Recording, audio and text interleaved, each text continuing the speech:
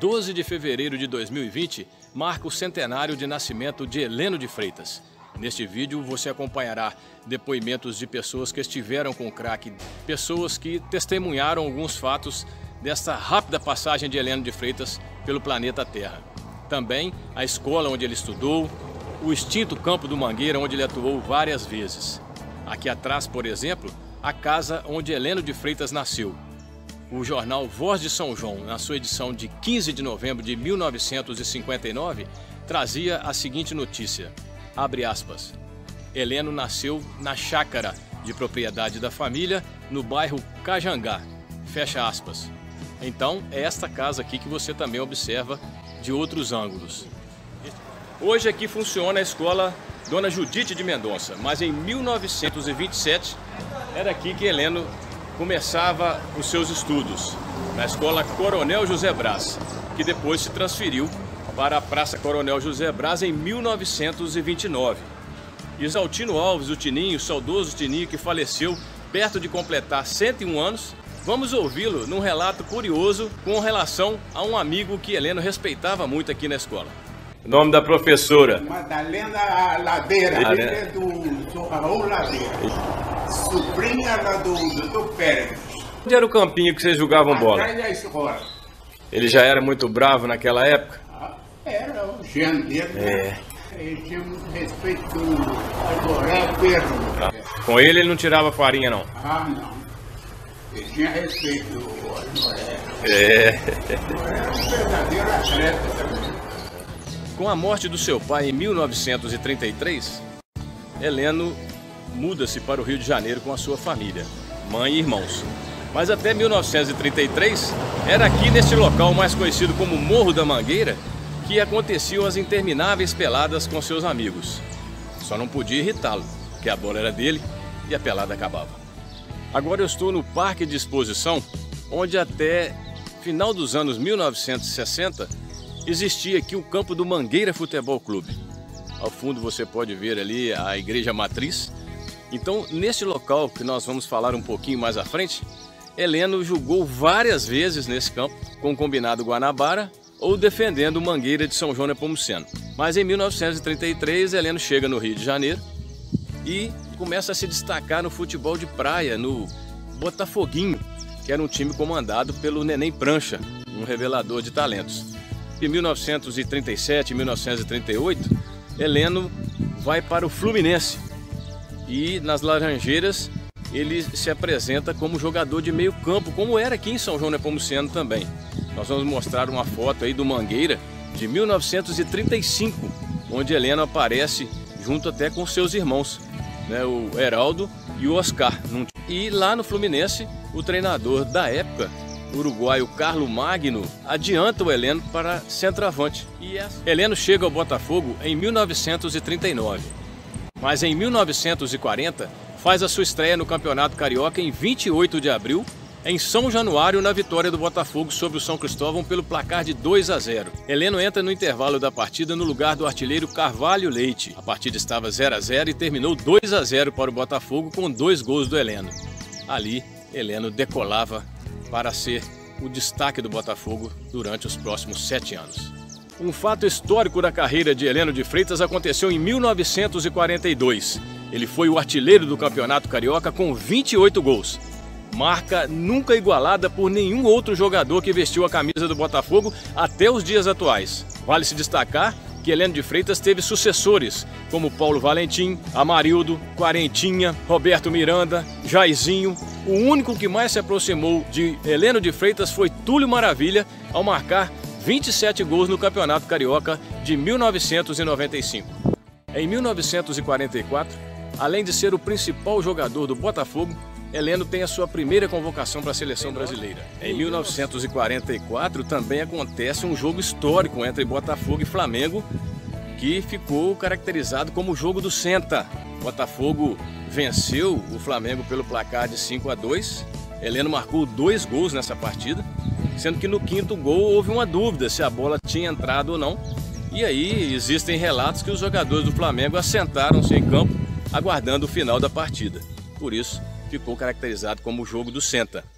Aliás, vale se destacar que Heleno de Freitas é o maior artilheiro de todos os tempos do clássico entre Botafogo e Flamengo. E em 1945 forma o poderoso ataque da seleção brasileira com Tesourinha do Internacional, Zizinho do Flamengo, Heleno do Botafogo, Jair e Ademir Menezes do Vasco da Gama. Esse ataque é considerado por muitos da crônica esportiva brasileira como o maior ataque de todos os tempos da seleção brasileira. E é com este ataque que o Brasil conquista o vice-campeonato do Sul-Americano disputado em Santiago do Chile. O Brasil não foi campeão, mas Heleno volta como artilheiro da competição e o principal jogador do Brasil. Chegando ao nosso país, recebe de Ari Barroso o título de Diamante Branco, pois já existia Leônidas da Silva, o Diamante Negro. Em 1946, mais uma vez Heleno de Freitas é destaque da seleção brasileira, agora no Sul-Americano disputado na Argentina. Neste mesmo ano, Heleno faz mais uma aparição aqui em São João Nepomuceno, desta vez com o combinado Guanabara, para enfrentar uma equipe do Botafogo local. E é neste jogo, neste mesmo local que eu estou aqui, onde existia o campo do Mangueira, que acontece um fato inusitado. O Botafogo trouxe um goleiro de Juiz de Fora que, conhecendo o temperamento do Heleno, após um impedimento do ataque do combinado Guanabara, ao invés do goleiro repor a bola para o seu próprio companheiro, ele rola a bola para o Heleno de Freitas. Mas esse caso vai ser contado por quem estava no local e presenciou essa cena. Aí teve um lance lá que o juiz deu impedimento do Heleno. Aí o goleiro que estava jogando com o Botafogo zombou do Heleno, jogou a bola para ele, chapou, não precisa disso não. Aí depois o Heleno pegou a bola lá no meio do campo, vem, tá. Aí quando chegou na entrada da área assim, ele chutou e falou, pega essa, palhaço. A bola foi entrando assim. O goleiro, ó, ficou com vergonha, né? Nas lendas do futebol, acredita-se que em 1947 tenha começado essa história de superstição do torcedor do Botafogo, porque muitos diziam o seguinte: com Heleno de Freitas no elenco, o Botafogo nunca vai ser campeão. Mas uma outra parte da torcida também dizia o seguinte: ruim com ele, pior sem ele.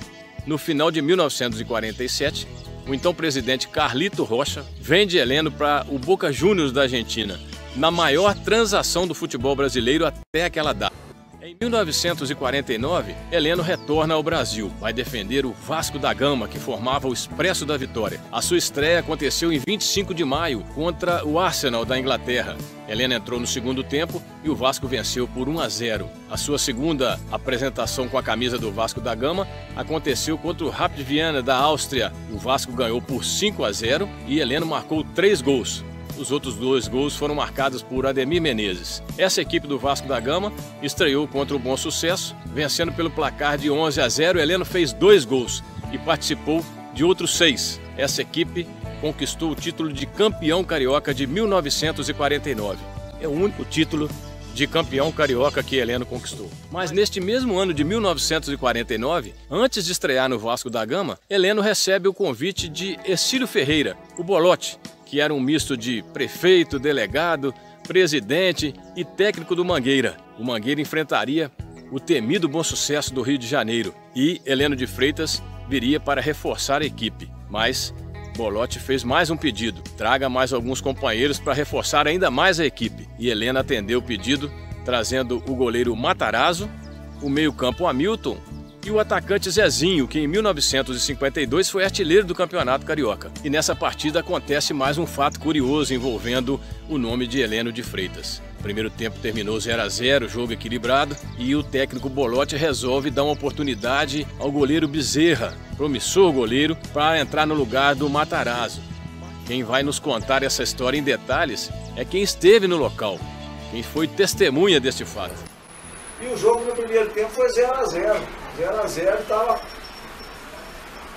pau, mal equilibrado. Mas quando ele resolveu tirar o Matarazzo para botar o Bezerra, porque o Bezerra estava iniciando e estava prometendo, ele foi um bom goleiro, né, o Bezerra. E o Bolote, que era o técnico, quando o Bolote tirou o Matarazzo, ele tirou os outros de campo. Aí bom sucesso e ganhou fácil. O jornal Estado de Minas, de 1979, traz a seguinte manchete: antes de Pelé, o melhor.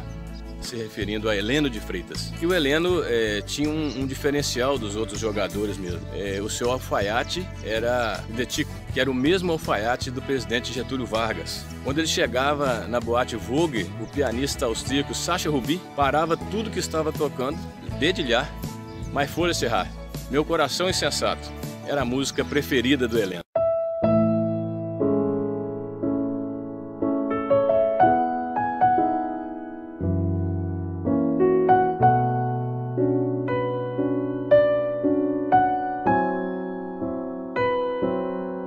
Quando ele tocava essa música, todos que estavam na boate sabiam que Heleno acabara de chegar. Relatos do livro Nunca Houve um Homem como Heleno, do jornalista e escritor Marcos Eduardo Neves. Com várias convocações para a seleção brasileira e com seu desempenho no Sul-Americano de 45 e 46, Heleno de Freitas criava a expectativa de disputar seu primeiro Mundial em 1950, visto que não ocorreram as Copas de 42 e 46 devido à Segunda Guerra Mundial. Mas um desentendimento com Flávio Costa, que era o técnico do Vasco da Gama e da seleção brasileira, impediram que Heleno concretizasse este seu sonho. Após a derrota do Brasil para o Uruguai na final da Copa do Mundo de 1950, Heleno de Freitas teria dito a seguinte frase, abre aspas, se eu estivesse lá, o Brasil não teria perdido, fecha aspas. E esta frase teria sido dita por Heleno de Freitas no bar Dia e Noite, na segunda-feira, portanto, um dia após a derrota do Brasil para o Uruguai. Mas quem vai nos contar é quem estava lá. Com a palavra, João Batista Furlan. Inclusive, aconteceu um dia depois que o Brasil perdeu a Copa, isso. Ele sentou na mesa com a gente, foi onde ele falou lá que se tiver, o Júlio perguntou, se você estivesse julgando, Heleno, estivesse jogando o Brasil era campeão, porque eu matava o Bidu Varela, falava dele, né? Mas como você matava? Você quebrava o homem e ia ser expulso. Não tinha problema, Júlio. Eu ia ser expulso, mas o Ademir ganhava o jogo sozinho. Porque aí eu não estava lá, mas o Bidu Varela também não estava. E o Bidu Varela não estava em campo, o Ademir ganhava o jogo sozinho, porque o Ademir ficou com medo dele. Mas eu não tinha medo dele, não. Eu não tinha medo dele, não. Ele estava em São João e com o Seno no dia da segunda-feira. Neste mesmo ano de 1950, Heleno deixa o Brasil novamente e vai para a Colômbia defender o Atlético Júnior de Barranquilla. O sucesso de Heleno de Freitas na Colômbia também se refletiu em 1971, quando a sua sobrinha Helenise de Freitas defendeu a seleção brasileira feminina de vôlei no Pan-Americano disputado naquele país. Helenise nos conta que a imprensa acompanhava ela de perto. Com a palavra, a sobrinha de Heleno de Freitas. Eu era um repórter que cobriu de Heleno durante a estada dele lá.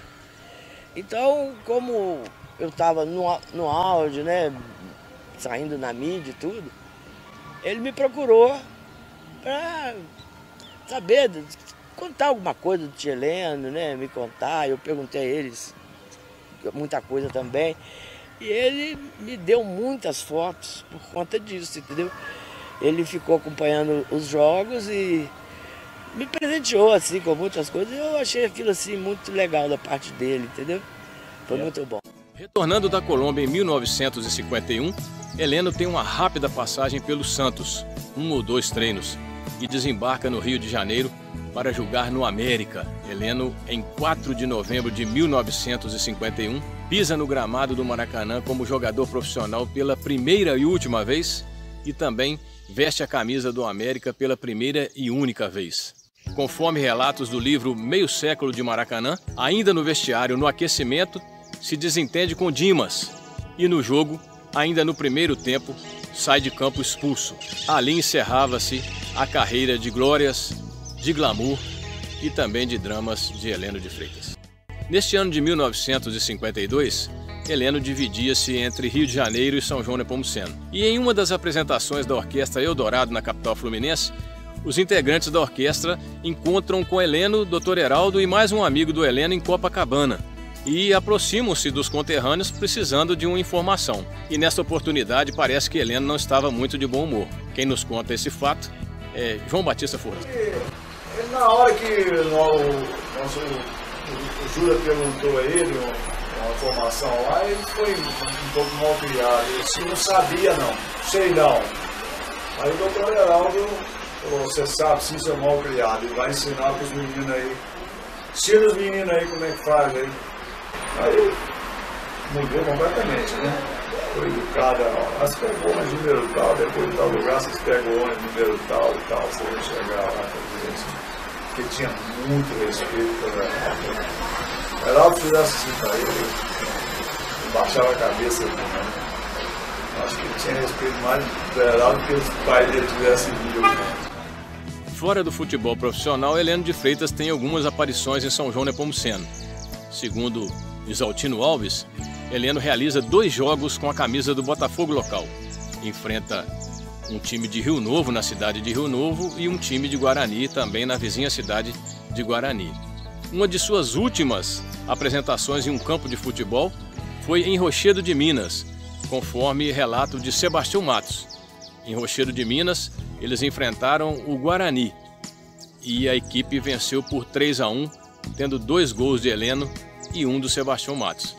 Sebastião dizia o seguinte, abre aspas, Heleno só queria bola no pé, fecha aspas. E mostrar para vocês mais depoimentos de Isaltino Alves, nosso saudoso Tininho, que faleceu em 3 de abril de 2019, perto de completar 101 anos. Nas nossas conversas, ele ainda lúcido, né? Ele me dizia algumas passagens, como o dia que ele mostrou a sua coleção de moedas para Heleno, passagem de Heleno de Freitas em Juiz de Fora, jogando contra o Sport com o combinado do Rio de Janeiro, onde o Heleno não se apresentou bem.